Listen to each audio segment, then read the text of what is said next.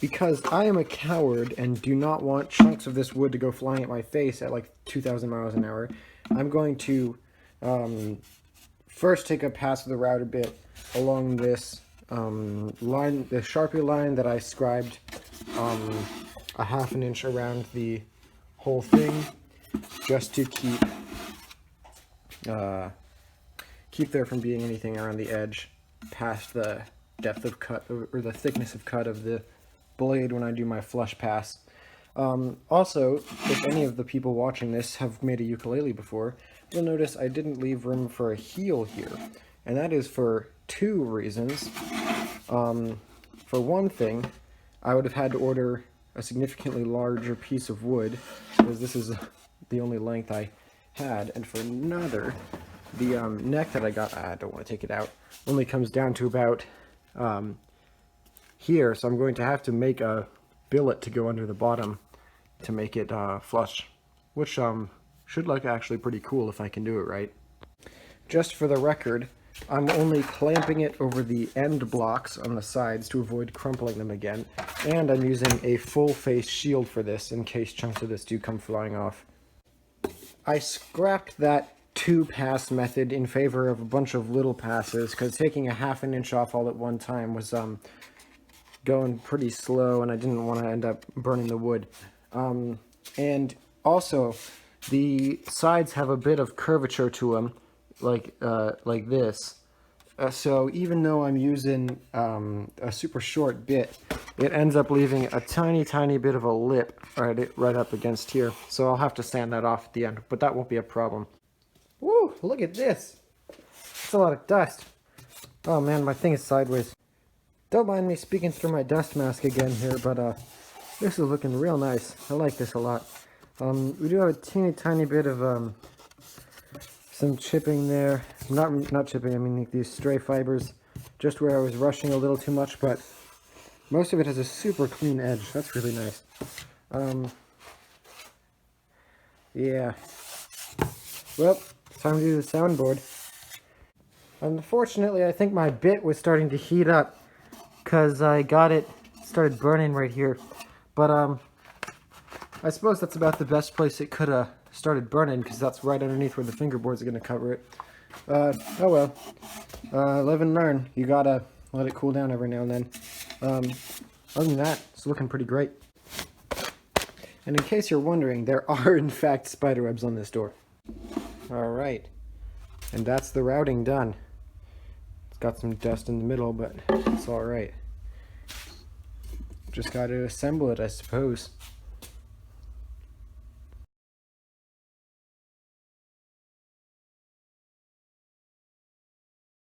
Alright, I have my drilling points for this. I'm going to use these 5/16 inch pegs marked out so that I can use these as a reference, and my 5/16 inch drill bit will hit center right where they're supposed to be. And then I'm going to go ahead and drill these nice and square, hopefully, and then go ahead and mark the same holes on the body of the uke. I drilled some holes along this edge here for the side things, and I'm going to see if I have any copper wire that fits, and if not, I'm going to use the light colored wood putty to give them some contrast. Somehow, the only copper tube that I have is exactly 1/16 of an inch, so I guess I got lucky. So the order of operations here, I drip some super glue on the end of this, stick it down the hole, cut it off, sand it down, sand the remaining thing down to a taper, and then come and do it for the next hole. And then once I come back and sand all of these edges down to flush with the wood, I should have a nice little brass ring where each of these dots goes.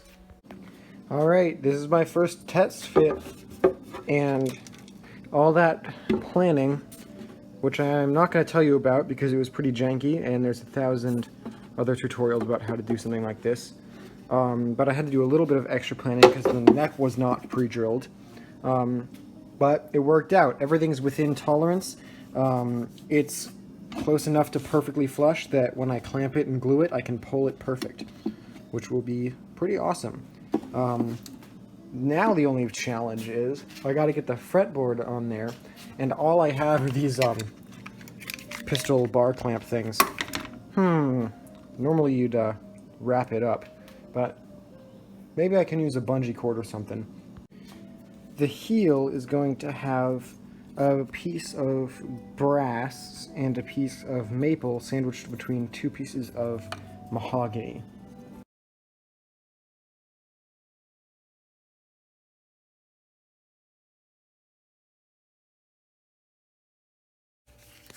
All right, my wood stains managed to get here before I leave for college.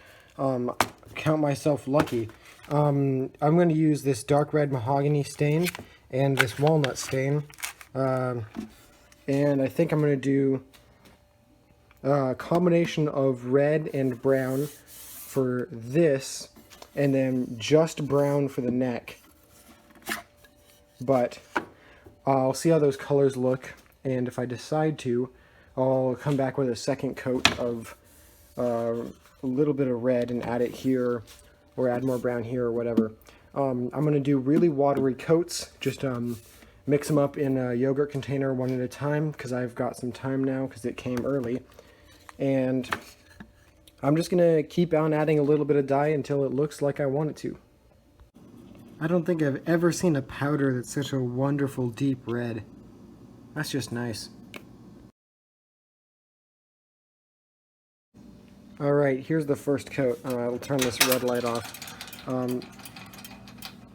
Well, yeah, that's what it looks like. I'm just going to keep adding coats and probably give it a nice dark antique finish. As I'm adding more coats of my brown and red-brown that I mixed up from those solvent stains, I'm using this 600 grit sandpaper to work in highlights on the edges and down the middle of the neck on both sides. Well, right here I'm just doing it on the top, and right here I'm just doing it on where the fingers would go. Yeah, those kind of shadows and little details will make this ukulele look a lot better at the end. Alright, I got all my stuff ready for the night. I'm going to let it all dry and see how it looks in the morning, and then put probably a million more coats on, because this is a little bit of a lot more watered down than I meant to. Wow, my hand is very, very mahogany colored. That's fine. Yeah. I'm adding more and more coats around the edges and around the octopus to build up contrast and to make it look like it actually has some shape to it. Some nice shadows or highlights or whatever. That's the plan anyway. See you in the morning. These are the keys that will be on the uke, and this is the bridge with some nice little abalone dots in there to match the stuff on the back. Cool. And I'm going to just go ahead and stain these all dark brown so that they match this finish. I masked this off with PVC tape, which I stuck real quick on the table, which was a bit dusty, but not too dusty, to get some of the stick off so that it wouldn't tear up the wood or anything when I pulled it out. It did a decent masking job. So this is how I'm clamping this on. Got this piece of basswood just bent right over the top of this. Got it nice and put in the right spot. I've just been sitting here cleaning up the edges as glue comes out. And this was a pretty annoying way. I would rather have a C-clamp that went in here because it's right over a nice little brace. But yeah, I don't have any that can reach, so I just fiddled with it until it managed to balance. So yeah. Just going to carve out the rest of this with a chisel and this totally appropriate hammer. Every time I hammer this, another piece of it splinters off because it's extremely old, very dry wood.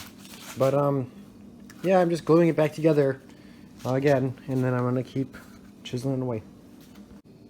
Yeah, sure, that looks great. Oh boy. Alright, here's the final glue up. Here's the jig I made. to give my clamps enough room to reach this bar, which is flexible so it can bend around this curve a bit. I also have this towel, so hopefully it won't dig into the side. There is a tailstock kind of support bar there, so it shouldn't buckle even if it does leave a little dent. Yeah, that's clamped there to keep this nice and flush. Hopefully it'll all work out nice. Yep. So basically, after this is done, I just gotta glue this little foot on the bottom of the neck down there. Got that nice inlaid brass and layers of maple and mahogany. And then after that, well, it'll be ready for strings and hardware. Alright, I'm gonna dye some of this wood putty. And by the way, this water-based wood putty works significantly better and easier than the acetone-based or oil-based ones, just as I've figured out from this project.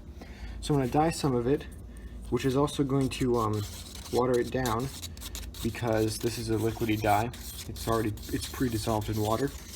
And then I'm going to spray this, the mahogany parts and the more porous maple parts like the neck, with a thin coat of shellac, sand it down real quick, and I'm probably going to hit it with a 600 grit or 800 grit to knock some of these scratches off beforehand first, before the shellac. Then I'm going to spread this over it and wipe it off, and then sand it down to flat again, and that'll fill up all the grain. So when I put the shellac on it, it'll be glassy smooth. And also this little crack, even if you're super good, as I've heard, it's really hard to get this corner to be perfect. So just dye some wood putty the right color and put it right in there. No one will notice.